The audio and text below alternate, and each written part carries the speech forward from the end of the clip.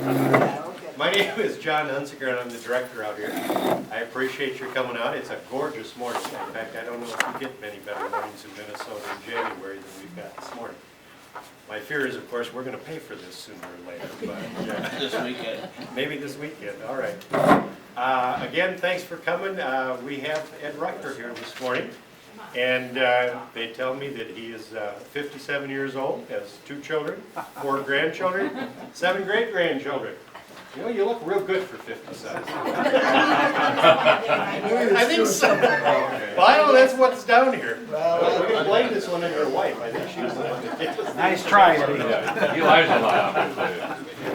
So, I was gonna do that, but I see so many of my old friends here, it's I gonna be can't real lie. hard. Well, I noticed when I said 57, a lot of eyes started flipping sideways. That's 57 years married. Ah, married. Oh, okay. And you married when you were 12? Yeah. I'm the same age as the Historical Society, according to the sign. Well, yeah, that puts you in the 75, 76 range. All right. But Ed ran the pub, and it sounds like from a conversation when I was listening as you're walking in here, a few of you are familiar with some of the locations that Ed was at over the years, so I think you're going to enjoy this. I realized that when I looked at this, the pub was from 52 to 55, and I was 5 years old when he started it, so that explains why I can't remember it. I came to town in 70, and Miracle Mile was there, but I don't remember the pub. But I do remember the Brothouse, and I think he's going to touch base on that and a couple other places. So I will quit talking and give Ed the floor. There are coffee and donuts over there, so please feel free. This is real informal. We kind of ask questions, so feel free to raise your hand. And this is just more for everybody's enjoyment and memories. This is not a classroom. So Ed, thank you for coming. Thank you all for coming. Thank you, Don. And Thank you for asking me. Kind of got started. I stopped out to the Miracle Mile during their 50th, introduced myself and lied a little bit. I see so many of my old friends here, I can't lie like I planned on.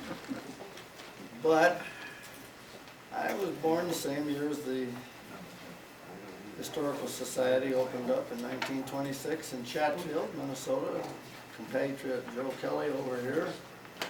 Graduated in 44, entered the Navy in 44, and while in the Navy I married Betty Decker from Rochester here in January in Detroit, Michigan. I got discharged in October of 46 and worked for O'Connor's Menswear. I'm sure a lot of you know that. And Jimmy Pappas. He was the field dealer for Wearover. I sold Wearover for a while until I decided that wasn't my calling. would you, And, excuse me just a second, can you hear? Do you want me to turn the mic on? Okay, you need to speak up just a tinge. The mic isn't hooked on, it's just been pushed on. After I left Jimmy Pappas, I went to work for Mike Kitzman over at the Gopher Liquor Store across from the old City Hall. And I ran that until I got called back in the Navy in 1950. And I served aboard the USS Wren, a DD destroyer, as a radio man, and got discharged in 46. I started planning the pub. I went to work for Joe Daly as a delivery boy, and while I was investigating this new venture on the west side of Rochester, and thought that I could put in a tavern out there. Well, at that time it was the largest shopping center between Chicago and Seattle. I had a bit of a dilemma because I had to get the license, the money, and the lease. Well, if you don't think that was a problem, if it hadn't been for old Boney McQuillan, the mayor at the time, who interceded and kind of got things underway with a roll call of the city council, of whom several were friends of mine, and he gave me the okay. Well, by doing that, I could go to the bank, and old Charlie Doublestein and Art Cunningham at the Olmsted County Bank gave me a GI loan. And then the leasing agent for the Miracle Mile gave me the lease. Well, I leased the front 20 feet wide and 26 feet deep. Just the front part. There were 4 stores there. Arlie Carlson and Artie Strobel rented the back one. Well, we went along from about December until, April, and this leasing agent put the arm on Arlie and me to rent the other 2 stores in between because he figured we'd need both of them. So Artie and Arlie rented the next one to them, and I rented the next one back. Well, it was a little more than I had anticipated. Had to go borrow some more money. So I had another slight setback because at Thanksgiving time I had an appendicitis, and Mayo Clinic was still making house calls in those days, and the doc came out, and my wife had rented an apartment up on 7th Street upstairs, and the doc come and said, "You got an appendicitis." So I spent Thanksgiving in St. Mary's Hospital. In the meantime, my brother and my wife continued to progress with the building of the pub. And on the 19th of December, 1952, we opened. The Miracle Mile had their big opening on the 26th of October, 1952. I remember that because it was my mother's birthday. And the original merchants were 5, Neisner's down on the north end, and that was under the direction or the management of a fellow by the name of Mr. Walker.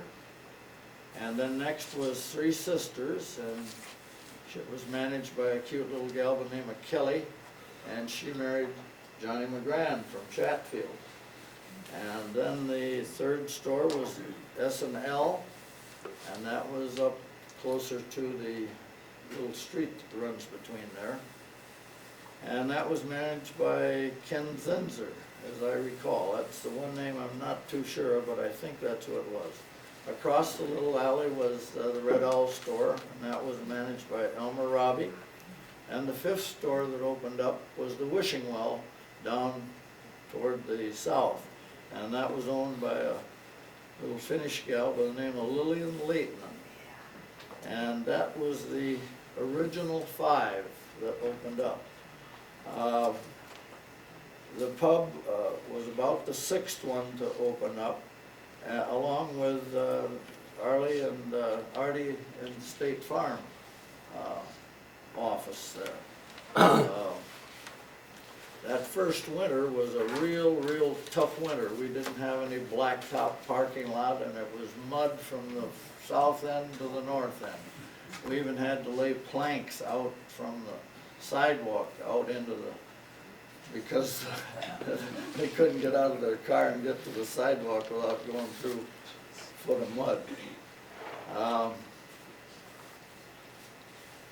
If it hadn't have been for Artie and Arlie Carlson, the 2 fellows in State Farm there, they both were skaters for the Rochester Mustangs. And when the old hockey teams would come down from the cities, the Copies and some of those that Gene Sack, I think, skated for. And when the hockey game was over, why, Artie and Arlie would bring them out to the pub to drink beer and eat shrimp. We had cold boiled shrimp, and boy, those guys would really chow down on the cold boiled shrimp and beer before they'd head back for the cities. And they really put us over the hump that winter because it was a little tough out there for, I'm sure, all of the merchants at the Miracle Mile. Some of the other earlier openings were Shift Shoes down next to Neisner's, And that was managed by one of the fellows that's still alive that I know of, and that's Conrad Mader. And then the next door was a place called Tots and Teens, and that was managed by a guy by the name of Willis Rowley, and he was from Iowa, and I think he went back to Iowa, and I haven't heard from him since. And then up on the little street was Feldman's Boutique. It was Pete and Mary Feldman ran it. It was a nice little shop, and then I can't remember, I just came to Mel Doubles, opened a little restaurant on the corner next to the Red Owl store. And he later sold out to a fellow by the name of Stub Ashpole. And he went on out and opened up the airport restaurant with Bill Hollenhurst. Hollenhurst. Huh? Hollenhurst. Hollenhurst, that's right. Then there was a barber shop in the back of the, on the east end of the little alley there, and that was run by a guy by the name of Hiram Weisman. And then Dr. Gerald Hesley had a dentist shop on the little alley there, and there was a couple of optometrists in there, and I can't remember their names either. Dave Welty. Welty and And Block. Block. Block and Welty, Block and right, right. I knew my old friends would come through. Then there was a bakery, and I can't remember, he was a little heavy-set German fellow, I can't remember his name either. And then the original hardware store. Well, I told a little story about that hardware store. It was part of the first scandal to hit Miracle Mile. There was a little collusion. We had a contest, a cruise or someplace to the Caribbean for signing up for something. I can't remember all the details. But there was a little collusion between him and a farmer out northwest of town, and I'm not sure whether they did time for that or not, but it was a little hanky-panky there someplace. Snyder's Drug opened up that summer, and I can't remember the manager's name, but the assistant manager who became the manager is still around town. Mike Diamond. Mike Diamond. Mike Diamond, right. A lot of these names that I'm gonna write down. See him every week. Yeah, I know, I see him once in a while, but I can't remember his name. Who was the guy that ran the Red Owl store? Elmer Robbie. Robbie. Yeah. Then we had up above Snyder's, there was some office space up there, and it was Thorpe Loan and Thrift was up in the front, and Bob Conway was the president, and John Chisholm was the vice president. Farmers Loan and Thrift. Pardon? Farmers Loan and Thrift. It was Thorpe Loan and Thrift. And Later. Huh? Later. Oh, okay. Well, you're the banker, that's right. He learned his tools. And Minnesota Sales are up there too, the auction company. Yeah. Good thing my old friends are here. White's Bob up there too. Do you suppose it'd be possible for me to get a glass of water? Sure. Anyway, our future governor was a salesman, I think, there. His name was Carl Rolvac. I don't know how much selling he did because he spent all of his time down in my place playing my pinball machine. And in those days, Jerry Cunningham and Jim Mackin kind of overlooked because we paid off a little bit under the table on there. It was kind of a little bit of gambling there. But they looked the other way, and Carl, he spent most of his money there. There was a chiropractor up there by the name of Dr. Ilstrup. He later moved to Phoenix. And there was a little menswear store run by a little Jewish fellow, I can't remember his name either. And then John and Addie Von Feld opened up a restaurant right next to my Miracle, to my In the Mood that I opened up later on. And excuse me, I'm gonna have a drink of water, my mouth is so dry right there. There you go. Thank you very much.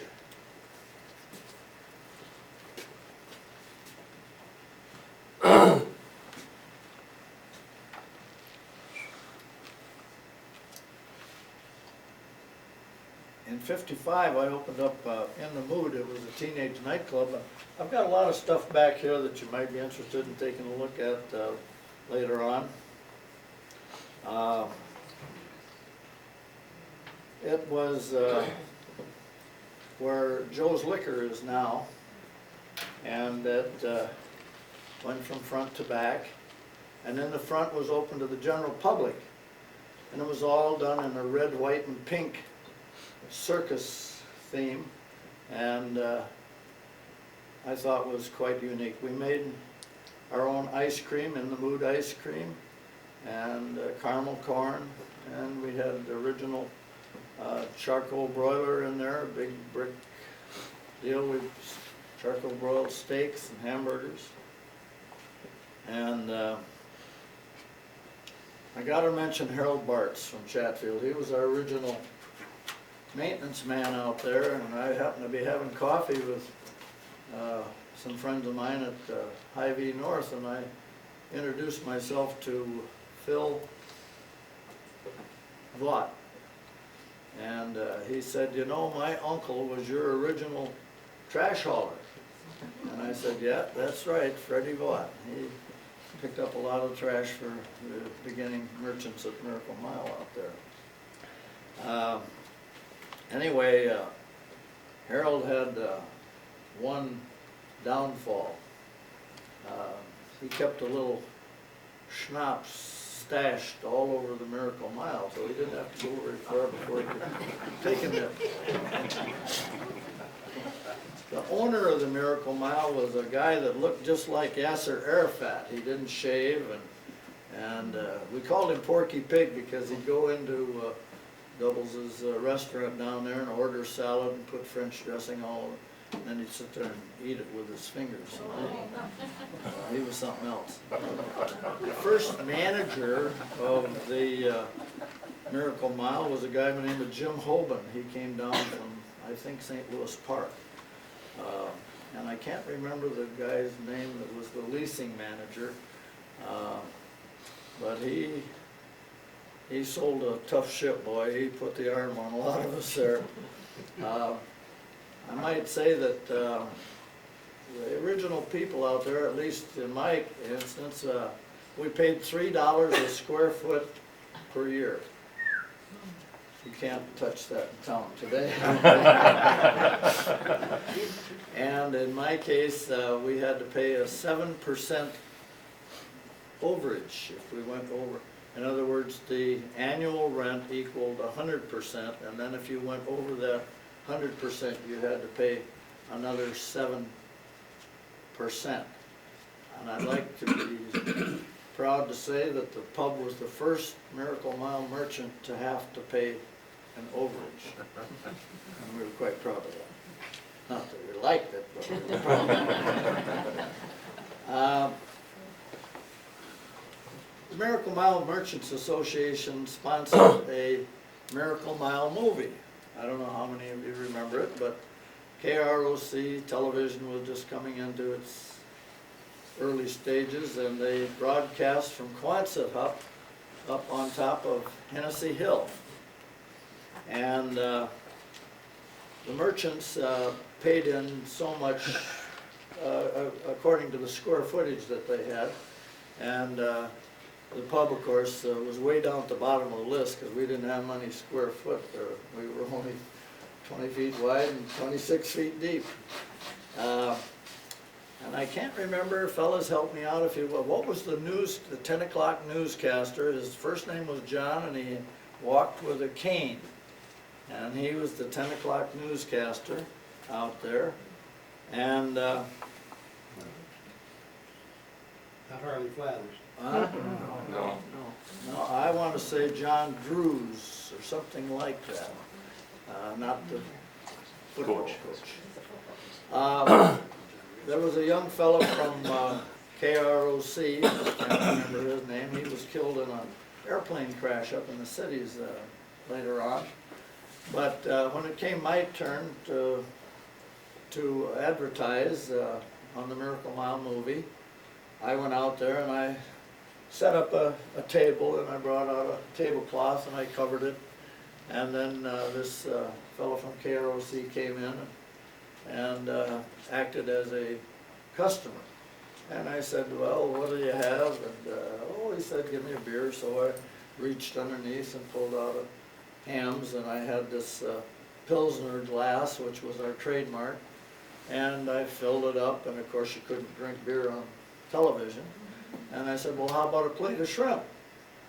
Well, the microphone was hanging right down over us, and he said, yeah, I'll have a plate of shrimp. So I reached down, got the shrimp, set it up, and he picked that up, and it was the cold boiled shrimp and hot sauce and crackers, 35 cents. I think that's what it was.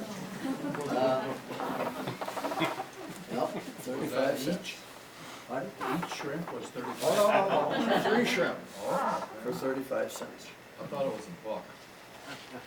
You got the menu right here, Joe. I knew you'd be questioning. Maybe charge him a buck. Yeah, right. Just Chatfield people. So anyway, this guy goes, he picks up the shrimp and he goes, crunch. And I said, hold it. And of course, the microphone was right there. I said, you gotta peel those. So I took a shrimp and I peeled the shrimp for him. And by the time the commercial was over, and I'd picked up all my stuff and put it away and folded my tablecloth and got in my car and got back, the pub was packed. They came in there to give me a bad time about this guy crunching unpeeled shrimp. Well, I'll tell you, it was the best money I ever spent. And what year was that ad on TV? Do you remember what year it was? The ad? Well, that had to be, I would say it was that first winter or the first spring of '53. 53. That's as close as I can come.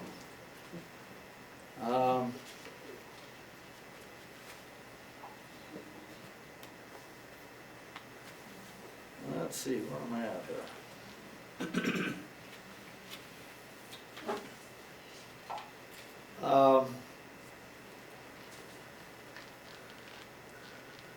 My brother and I sold out to Jack and Chuck Holt in '55. Chuck Holt had got out of the service and was working in the furniture department at Donaldson's. And he and his brother would come down for a beer after Donaldson's closed up, and they decided that they wanted to buy the pub. Well, we put an I don't want to sell price on it, and because Jack and Chuck's mother was Harold Egger's sister, they seemed to have a lot of money, and they paid us cash, and we got the highest price that had ever been paid for a 3-2 bar in the state of Minnesota that didn't include real estate. Here's another guy that's going to catch me lying.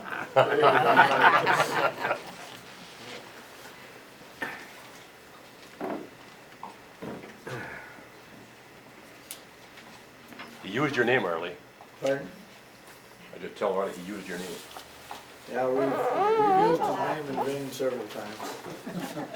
There's my best shrimp customer, right there. He could sit down and eat 3 or 4 or 5 plates of shrimp, just like that. If it hadn't been for him, we wouldn't have made it. Could you make it with all the overhead, I mean, all the shrimp he ate? What's that? Could you make it with all the shrimp he ate?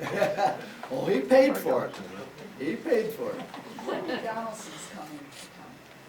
I think Donaldson's must have came in, they, seemed to me they were building Donaldson's all the time we were opened up. I would guess they came in '54. When did you sell then? 55. Okay.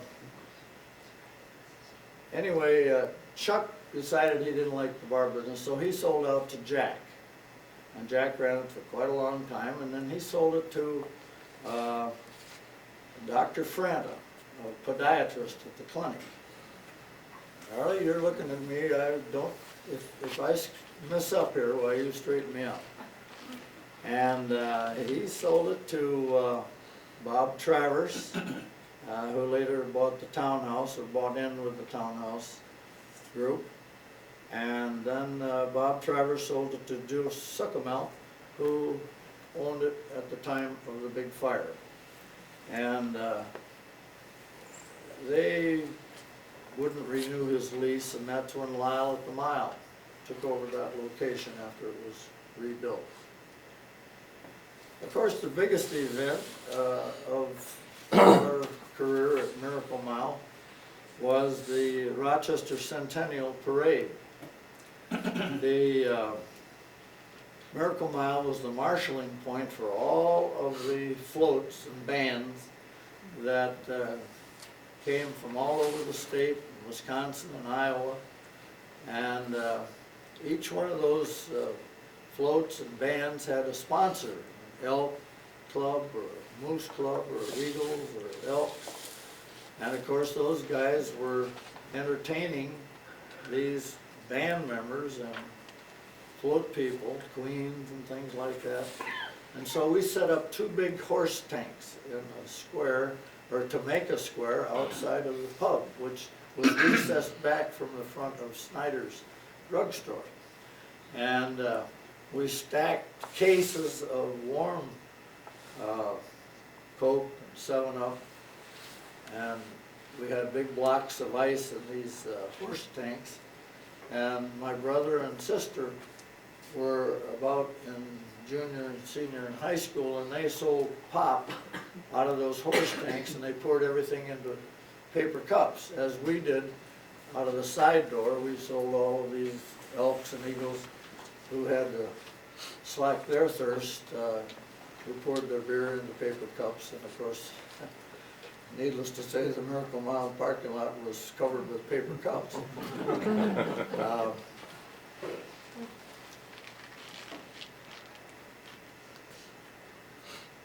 The pub was a focal point for all of these bands, because we were, other than Doubles' place up there, and I don't know, he just didn't seem to plan for this many people, where we were fortunate that we had planned ahead. And I think the Ham's beer distributor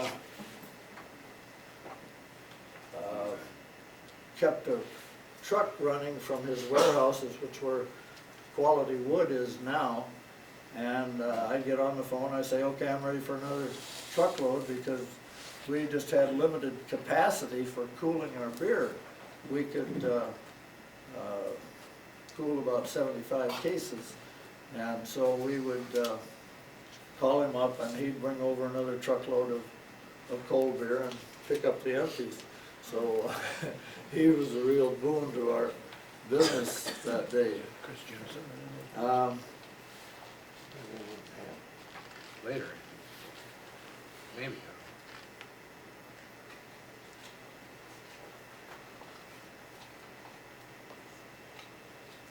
I'll take my notes here. The Miracle Mile had a float in the parade, and our queen was a real beautiful gal that worked for Pete and Mary Feldman. She was our queen and rode on our float. I don't know if we won anything, but we certainly should, because she was a nice looking girl. She was from Blooming Prairie.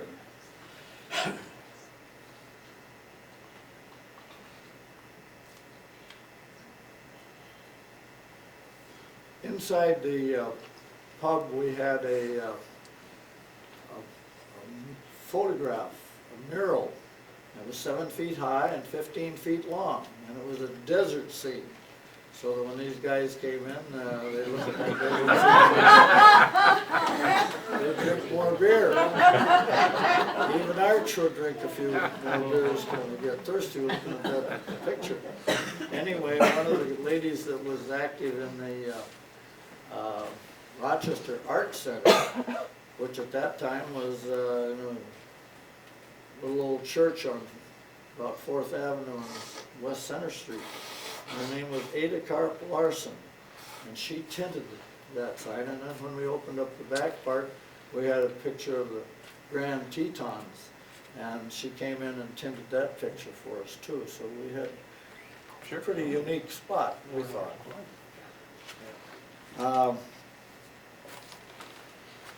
It must have done something because we had 15 brands of beer and we sold over 100 cases of Ham's beer a week, which made us Ham's Beer's fair-haired customers.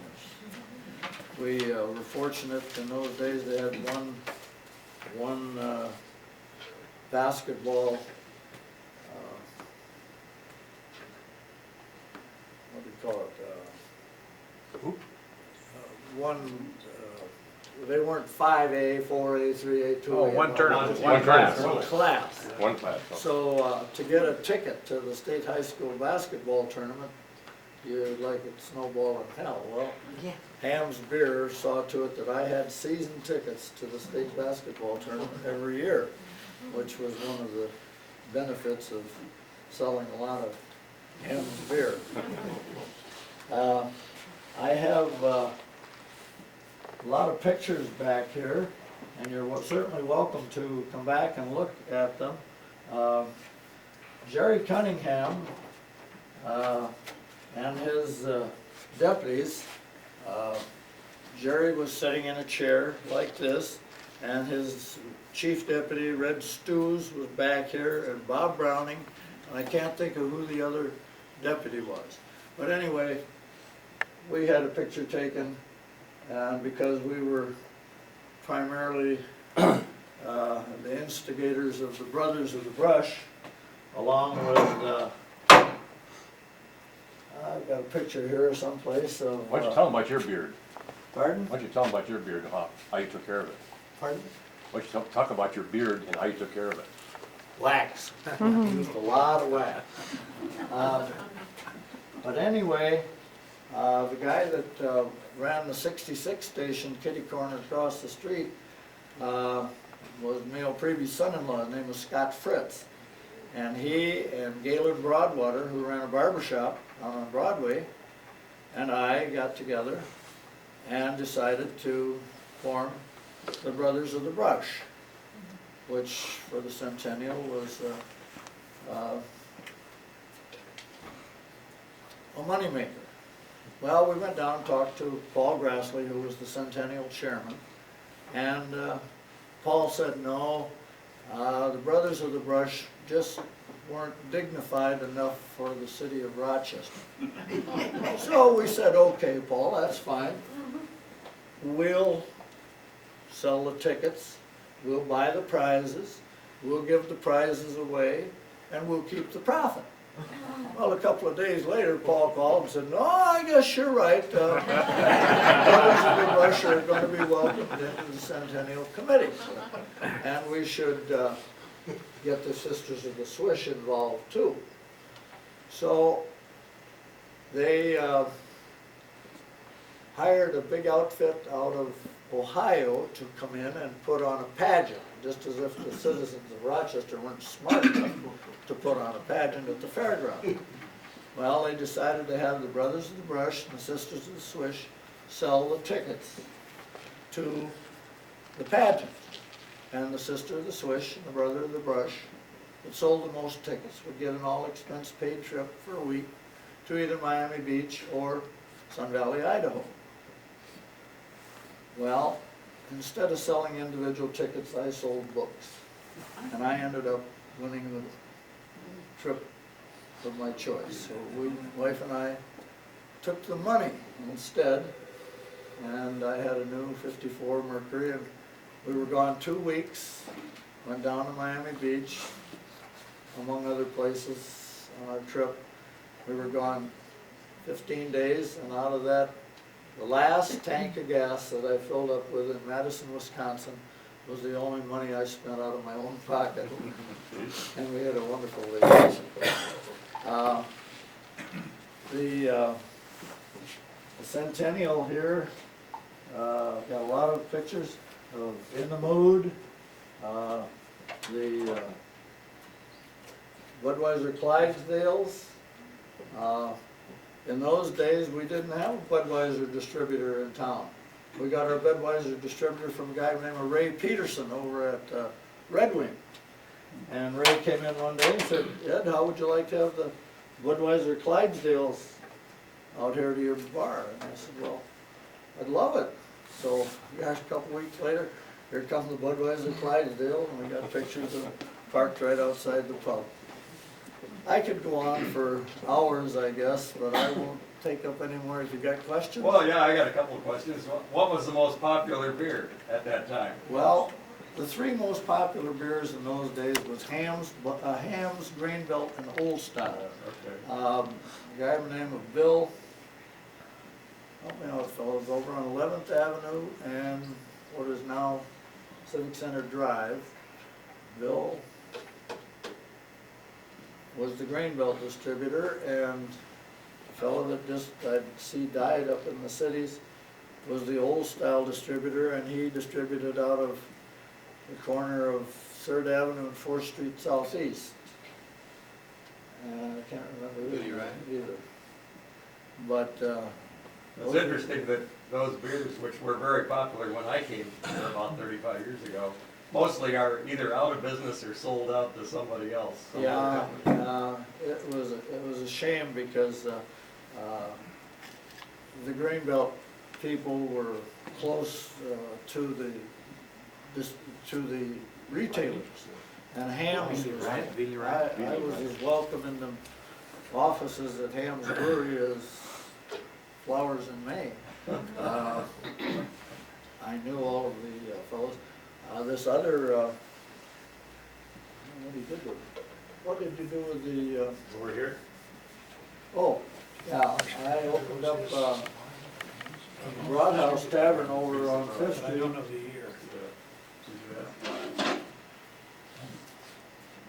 When was the fire then, Eddie? Pardon? When was the fire? Fire was about, what, 61, 62? No, it was later than, it was after I came here. It was after 67. It was after 67? How did that Started start? at Eric's hardware store. How did that start? In the hardware store, they were mixing paint or something in the back. Eric's hardware store. Ferrick's, but that Ferrick wasn't the guy that had the first hardware store. No, I no. don't know what his name was. This is, when Hamm's Beer was the 5th largest, we were their largest tap account. We sold 40 half barrels of beer a week in the Broadhouse, which made us very popular at the Hamm's Brewery. Was Marsh Carpenter a supplier of Hamm's? Yes, but that was not the supplier that I started with. The guy named Ham. Jerry. Huh? Chris Jensen? Chris Jensen was our original Hamm's distributor. And then he sold out to Marsh Carpenter, and Marsh Carpenter sold out to Joe Ham.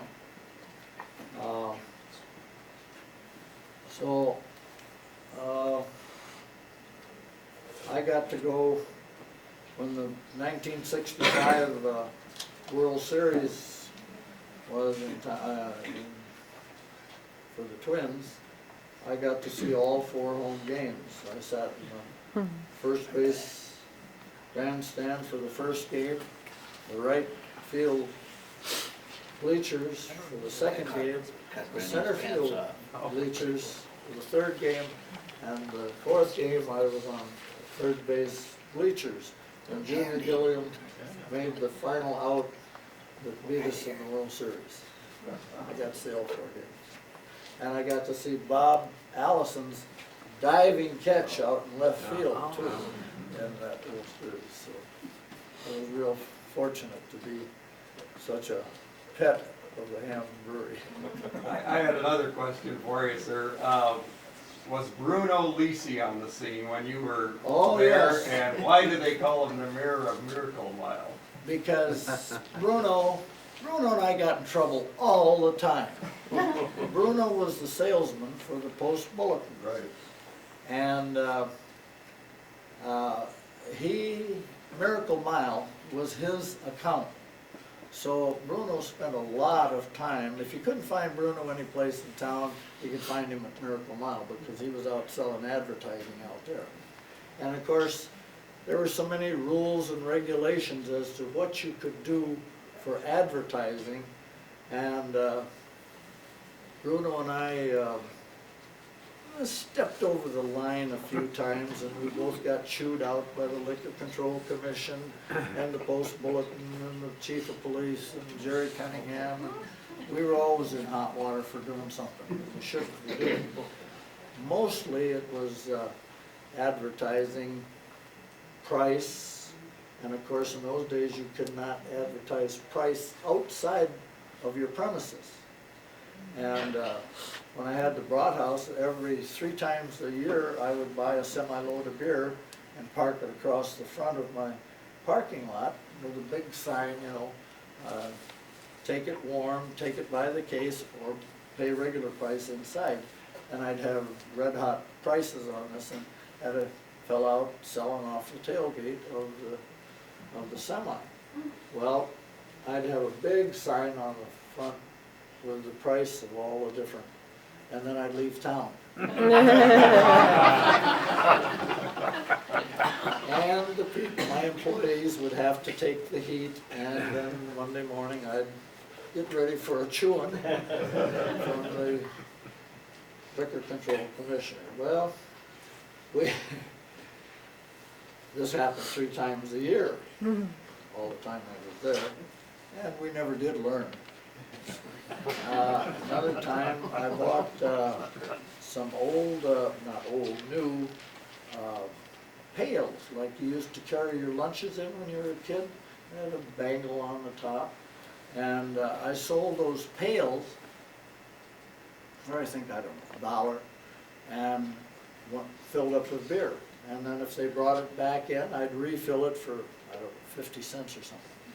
Well, the law was that you had to sell beer in its original container. Well, that wasn't the original container. So, the Liquor Control Commissioner come in and he said, how many pails you got left? And I said, oh, I don't know, 500, I guess. Well, he says, sell those out, but don't buy any more. So we did. That was just a couple of the things that we got chewed out for. What was the legal drinking age in those days? 21. 21, and did you have a lot of trouble with kids trying to sneak in there and Well, I show tell your you, false IDs and so forth? When, before I opened up the pub, I stopped up and talked, a nice long talk with Sister Mary Bry at St. Mary's Hospital. And I said, Sister, do you have any objections to me opening up a tavern over on the corner of Miracle Mile? She said, no, I don't have any objections as long as you don't sell my student nurses any beer. Well, we did our best. But I'll have to admit that some of those gals were pretty sneaky. In fact, one of them was so sneaky she married my brother. She was a senior at the St. Mary's School of Nursing, and she got caught necking with my brother outside of the dormitory one night and got expelled and had to finish out at Winona. Well, he just passed away a year ago last May, and they were married 40 years, but he was in the hospital, didn't know it was his birthday or his 40th wedding anniversary. Jimmy? Yeah, about the In the Mood Club, when did you start that and how long did it last? What was that? That In the Mood for young kids, and was it a success or? No, I went bankrupt in 5 months. I had put the ad in the paper here, and I said in the paper here that parents of teenage boys and girls are invited to inspect this beautiful new and different spot during our opening. I don't think we had half a dozen parents come and look at the place.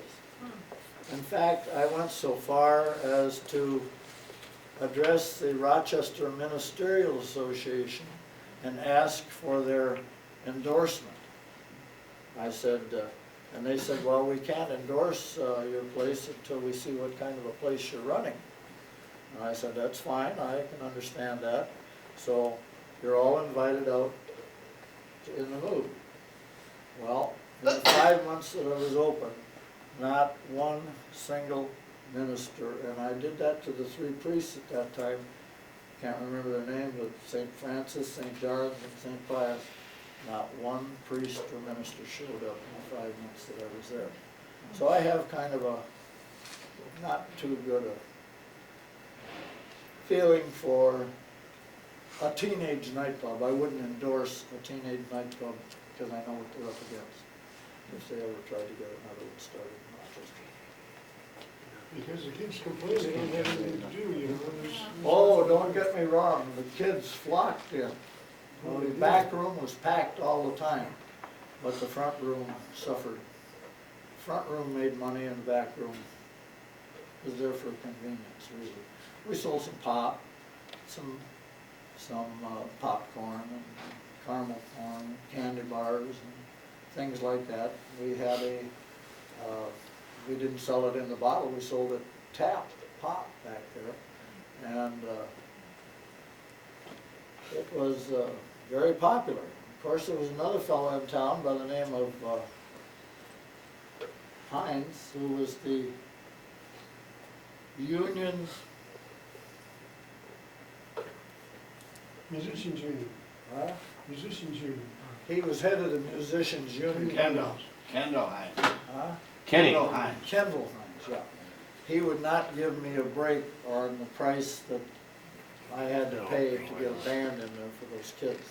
I had to pay union wages. Couldn't you use recordings, Pardon? records? Could you use records? Jukebox? You got a jukebox? Well, I had a jukebox back there, but, you know, all the kids are, they'd rather have the band. And, Well, the kids didn't have the money in those days that they have now either, I'll bet you they had just as much money in those days as you charge. as they do today. It was free, it didn't cost them a dime to get in. It was a great idea. It was It was a free. good idea. It was a good idea, but as good ideas go, some don't work it.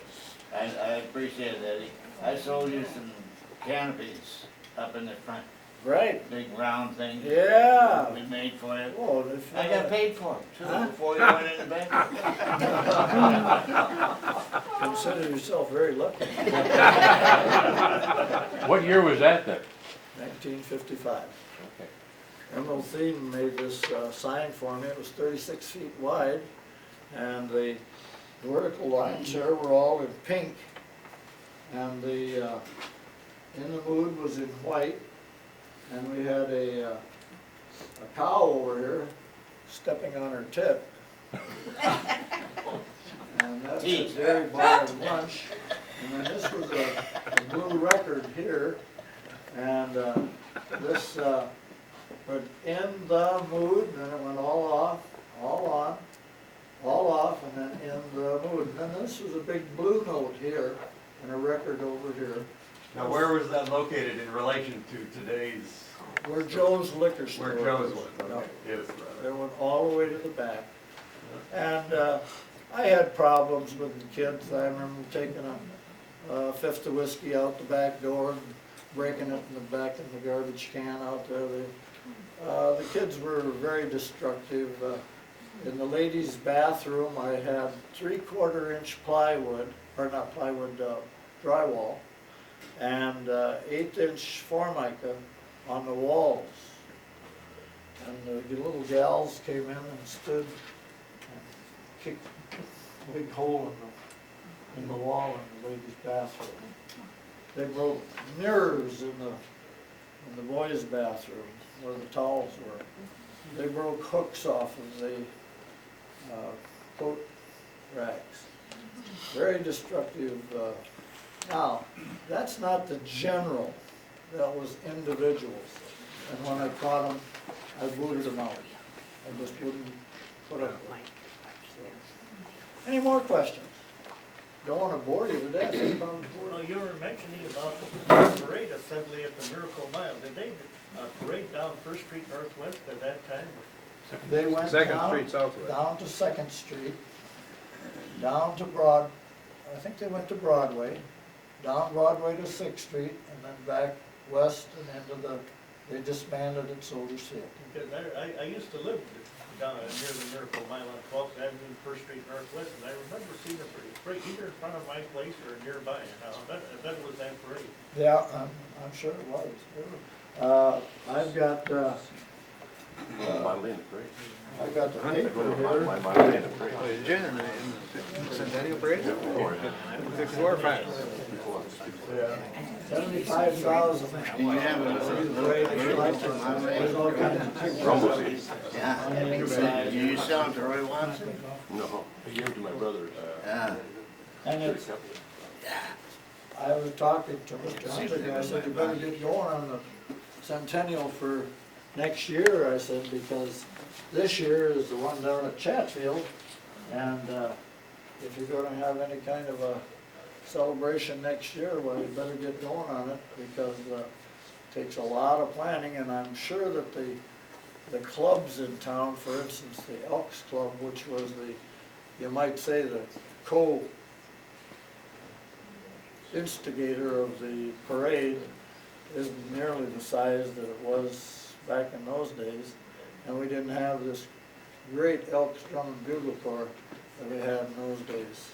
They were very, very good. Maybe some of you guys were even in it, I don't know. Nels can still be the drum major. Huh? Nels can still be the drum major. Nels Town, Yeah, yeah. Well, in the parade, it was Willie Wade. Yeah. Yeah. Willie Wade was the drum majorette, and what was the drum majorette? I was too young to fool around with that. That's because your wife is sitting right by you. I played a trumpet and bugle, Oh, and didn't know how to make a bugle, make a remember noise, that. hardly. remember Jimmy Alker? But There's Dick Here's a Kroll, question guys over like that. You mentioned the Brothers of the Brush. What were the Sisters of the Swish? Oh, the Sisters of the Swish, they were girls, ladies, that,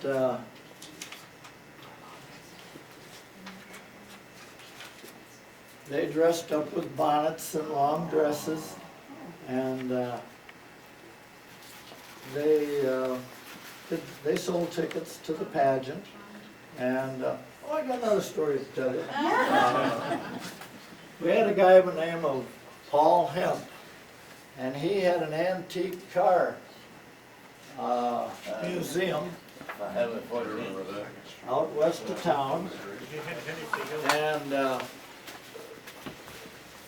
George Leiferman, who was a friend of mine, I'm proud to say, had an antique fire engine. So I said, George, could the Brothers of the Brush use your fire engine? And it was old and had a horn that, siren that pumped, and so my kid brother, who's in town today, if you see him around town, he's the one with the great big white mustache. Chuck, yeah.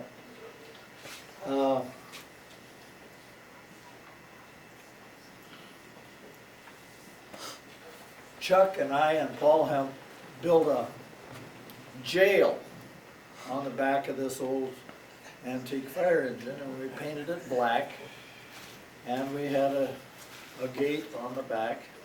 And in those days, Monday night was store opening. Opened for the farmers on Monday night, because they couldn't make it to town during the day, but they were in town every day anyway.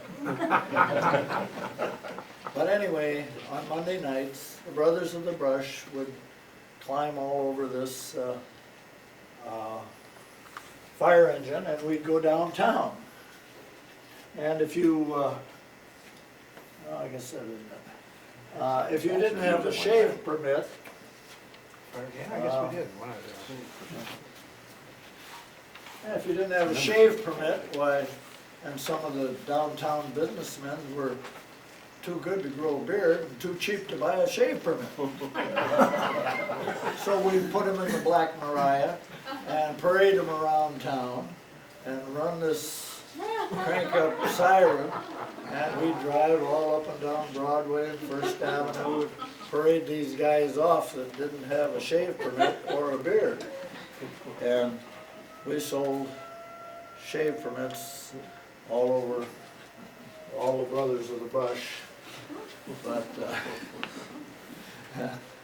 Yeah, I remember that. I grew a mustache. I never had a mustache before or since, but I grew one. And I had a pretty big, I think they had a contest who had the biggest mustache, didn't they, that time? well, we might have your picture up here.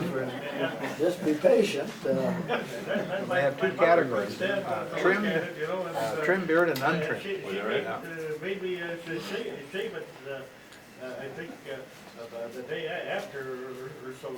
Maybe your picture's in there, I don't know. This is the guy that started the Brothers of the Brush. That's Galen Broadwater, Scotty Fritz, myself.